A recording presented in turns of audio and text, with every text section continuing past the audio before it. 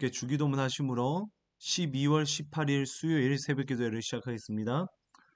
하늘에 계신 우리 아버지, 아버지의 이름을 거룩하게 하시며 아버지의 나라가 오게 하시며 아버지의 뜻이 하늘에서와 같이 땅에서도 이루어지게 하소서.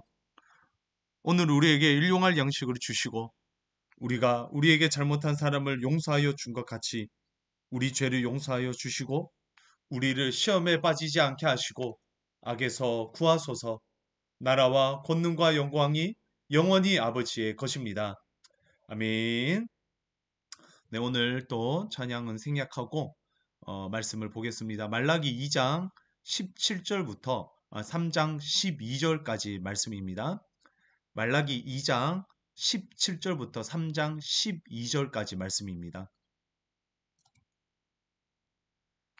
오늘 본문은 말라기 네 번째, 정의의 하나님, 다섯 번째, 회개에 관한 논쟁, 그리고 여섯 번째 11조와 봉헌물 논쟁이 나옵니다. 그러니까 아마 말라기에서 제일 유명한 말씀이 내 사자와 11조에 관한 부분이 아닐까 싶습니다. 오늘 본문에 다 포함이 되어 있어요. 교독은 생략하고 또 우선 2장 17절부터 보도록 하겠습니다. 2장 17절부터 3장 6절까지는 말라기의 네 번째 논쟁인 정의의 하나님 논쟁입니다. 17절입니다. 너희가 말로 여호와를 괴롭게 하고도 이르기를 우리가 어떻게 여호와를 괴롭혀 드렸나이까 하는도다. 이는 너희가 말하기를 모든 악을 행하는 자는 여호와의 눈에 좋게 보이며 그에게 기쁨이 된다 하며 또 말하기를 정의의 하나님이 어디 계시냐 함이니라. 저자는 유대 사람들이 하나님을 괴롭게 하고 있다고 합니다. 하지만 정작 그들은 자신의 하나님을 괴롭혀 드리고 있다는 것을 모른다는 거죠. 그럼 무엇이 하나님을 괴롭게 했습니까? 그들은 악을 행하면서도 하나님께서 그런 모습까지 기뻐하실 것이다 이렇게 얘기를 했대요. 그리고 정의의 하나님이 없다고 이야기를 했습니다.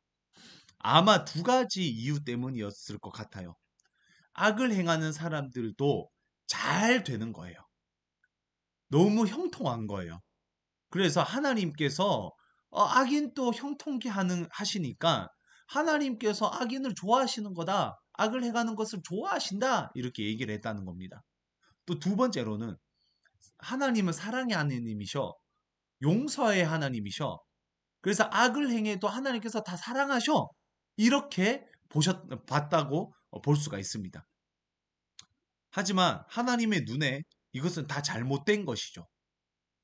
하나님은 악을 싫어하십니다. 질서 없는 사랑은 결코 사랑이 아니며 하나님께서는 반드시 심판하십니다. 그래서 3장 1절부터 그 내용이 나오는데요.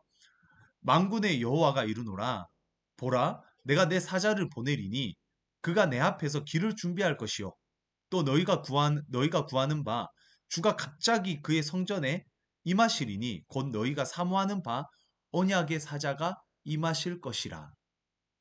하나님께서 내 사자를 보내겠다 이렇게 얘기를 합니다. 여기서 내 사자가 바로 말라기라는 단어예요. 같은 단어입니다. 내 사자가 길을 준비합니다.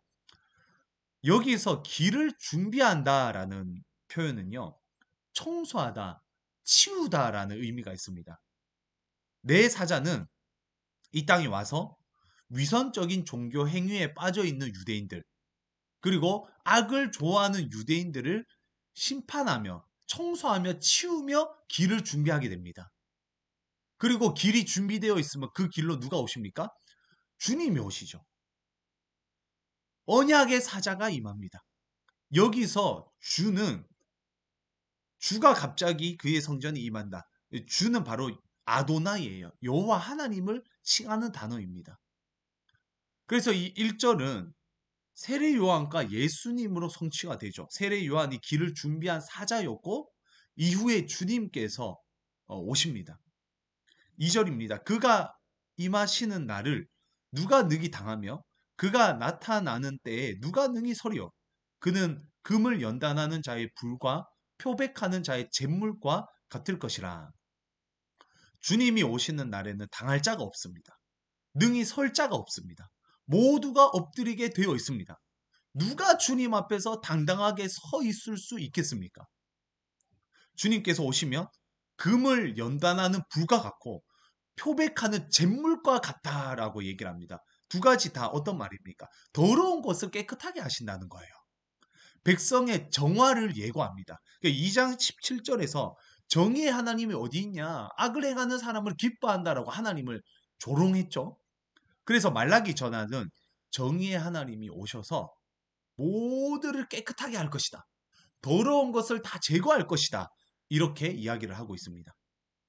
3절입니다. 그가 은을 연단하여 깨끗하게 하는 자같이 앉아서 레위 자손을 깨끗하게 하되 금, 은 같이 그들을 연단하리니 그들이 공의로운 제물을 나 여호와께 바칠 것이라. 네, 앞서 말라기는 제사장들의 죄를 지적한 적이 있었죠. 어제까지 말씀이 제사장의 죄를 지적했습니다. 제사장은 부정한 제물을 하나님께 드렸어요. 하지만 주님께서 오시면 제사장을 깨끗하게 하고 연단하여 공의로운 제물, 정결한 제물을 바치게 할 것이다 라고 말하고 있습니다. 이것을 통해 무엇을 알 수 있습니까? 우리는요, 우리 힘으로 정결하게 하는 것이 불가능해요. 우리 힘으로 정결하게 하는 제물을 드리는 것이 불가능해요. 하지만 하나님께서 오시면 우리는 정결하게 됩니다. 찬양이 있죠. 정결하게 하는 셈이 나의 곁에 있도다. 내가 나 스스로를 정결하게 하는 것이 아니라 정결하게 하는 셈이신 예수 그리스도의 보혈이 우리를 정결하게 합니다.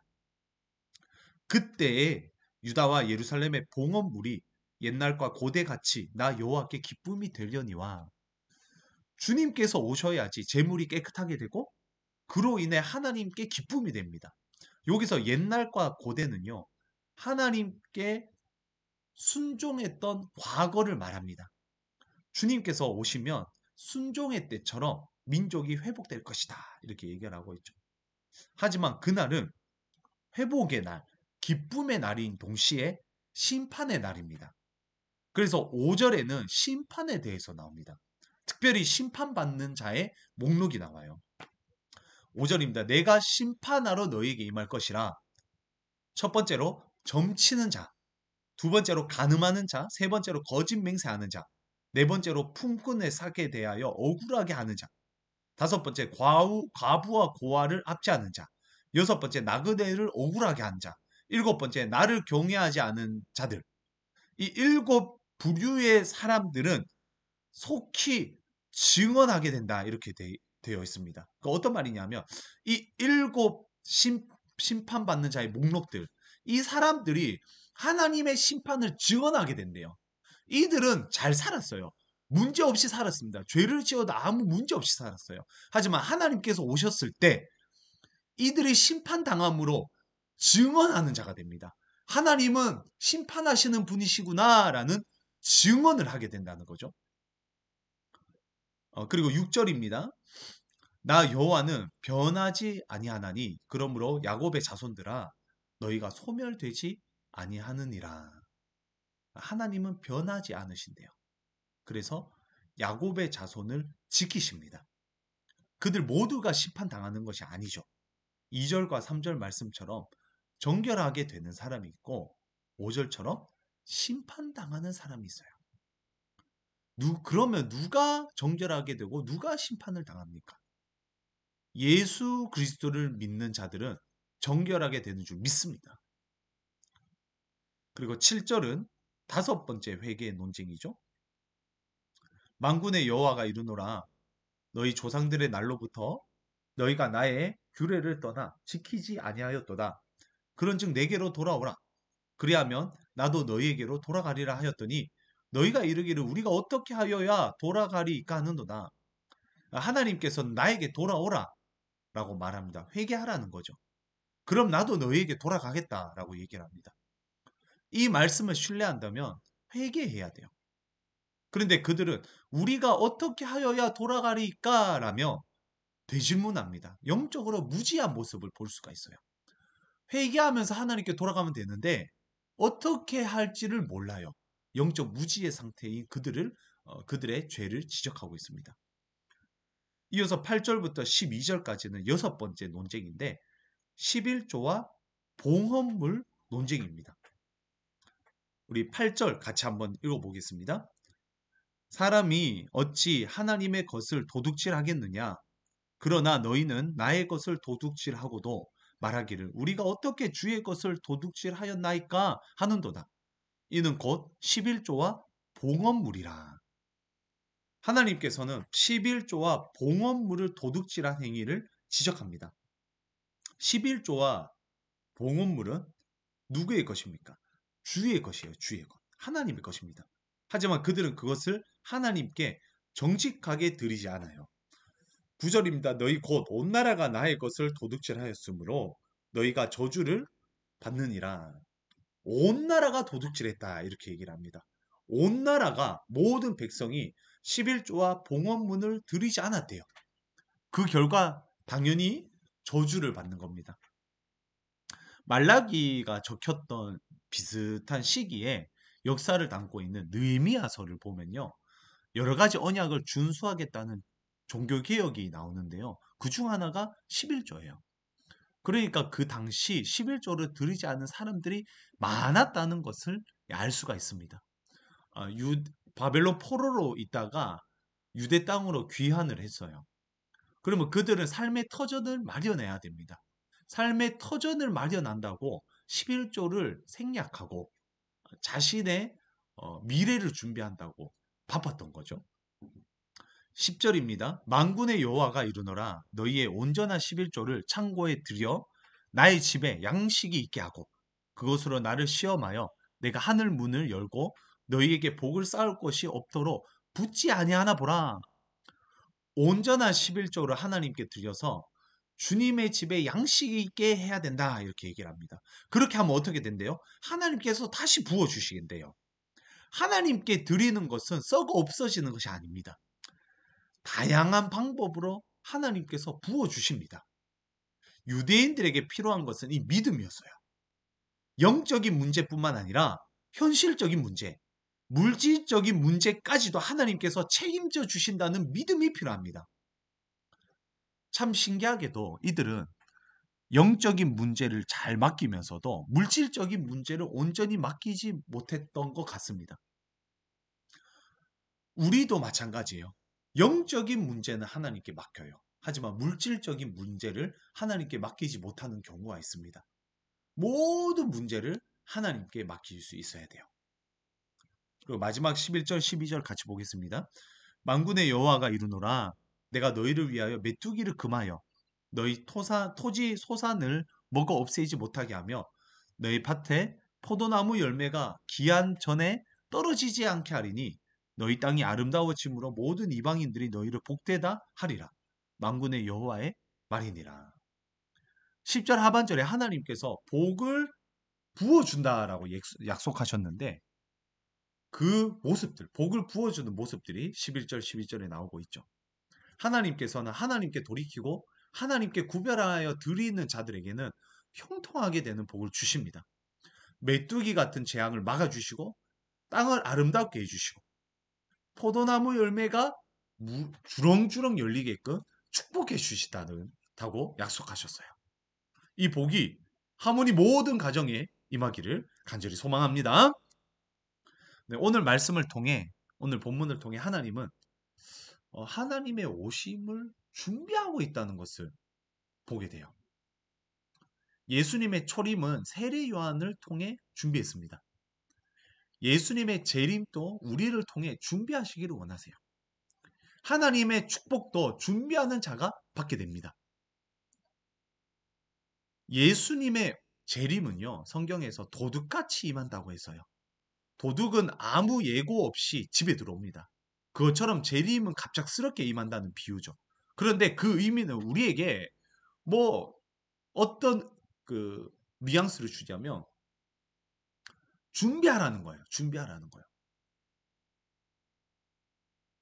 예수님의 재림은 도둑같이 임한다고 성경에서 말합니다. 도둑은 아무 예고 없이 집에 들어옵니다. 그것처럼 재림도 갑작스럽게 임한다는 것을 강조하고 있어요. 그런데 정확한 의미는요. 아무 예고 없이 오기 때문에 매일매일 준비해야 된다라는 것을 명령하고 있습니다. 세례 요한이 주님의 초림을 준비했던 것처럼 우리도 주님의 재림을 준비해야 돼요. 그리고 일상생활에서 11조와 봉헌문을 통해 하나님의 복을 준비해야 돼요. 준비하는 자가 하나님의 재림을 영광 가운데 맞을 수 있고, 준비하는 자가 하나님의 복을 누릴 수 있습니다. 손님이 온다면 우리는 참 분주하게 준비합니다. 집을 청소하고 음식을 준비하고 간식까지 준비합니다. 마찬가지로 우리는 주님의 복을, 주님의 재림을 준비해야 합니다. 이번 주 주일에 천사들의 하모니를 준비하는 사람들을 보고 성탄절 찬양대회가 준비하는 그런 모습을 봤어요. 참 웃음이 있고 감동이 있었습니다. 실전이 너무 기대가 되더라고요. 우리는 주님의 초림을 기억하며 축하하기 위해 준비합니다. 마찬가지로 주님께서 우리에게 주실 복도 준비해야 돼요. 재림도 준비해야 합니다. 준비하는 자에게 재림은 기쁜 날이고 영광의 날이요. 준비하는 자에게 하나님의 복이 임합니다. 하지만 준비하지 않는 자에게는 화가 있을 거예요. 주님께서 주신 삶을 도둑질하지 말고 잘 준비해서 주님의 재림이 우리에게 영광과 기쁨의 날이 되길 주님의 이름으로 축원드립니다. 하나님 아버지, 우리에게 주님의 날, 재림의 날, 주님의 축복의 날을 믿게 하시고 소망케 하시니 감사합니다. 내 사자를 통해 주님의 날을 준비하셨던 것처럼 지금 또 우리를 깨워 준비하기를 원하시는 주님, 우리가 주님의 날을, 주님의 재림을, 주님의 축복을 준비하기를 원합니다. 결혼식 날 밤에 신랑의 길을 밝히기 위해서 기름을 준비한 5 처녀가 되게 하셔서 재림을 소망하고 기대하는 하루하루를 살아가게 하여 주시옵소서. 주님의 복을 바라기만 하는 자 되지 않게 하시고 준비하는 자 되기를 원합니다. 다음 주는 특별히 주님께서 초림하신 날을 기억하는 성탄절입니다. 주님을 예배하고 주님께 영광 올려드리는 날이 되게 하시고 하늘에는 영광이요 땅에는 평안이 가득한 날이 되게 하여 주시옵소서. 오늘 하루도 주님을 준비하기를 원합니다. 주님의 재림을 준비하고 주님의 축복을 준비하는, 주님의 은혜를 준비하는 하루를 살아갈 수 있도록 우리들을 붙잡아 주시옵소서. 모든 말씀 예수 그리스도의 이름으로 기도드립니다. 아멘. 수요일은 시흥을 위해 기도합니다. 연말 추운 겨울 외롭게 지내는 시흥에 있는 소외계층을 기억하여 주시고 돕는 손길을 허락해 주시기를 원합니다. 소외계층을 잘 돌보는 나라의 정책들이 세워지게 하시고 따뜻한 연말 연시가 되게 하여 주시옵소서. 그리고 개인 기도 제목 가지고 기도하시다가 하루를 시작하겠습니다.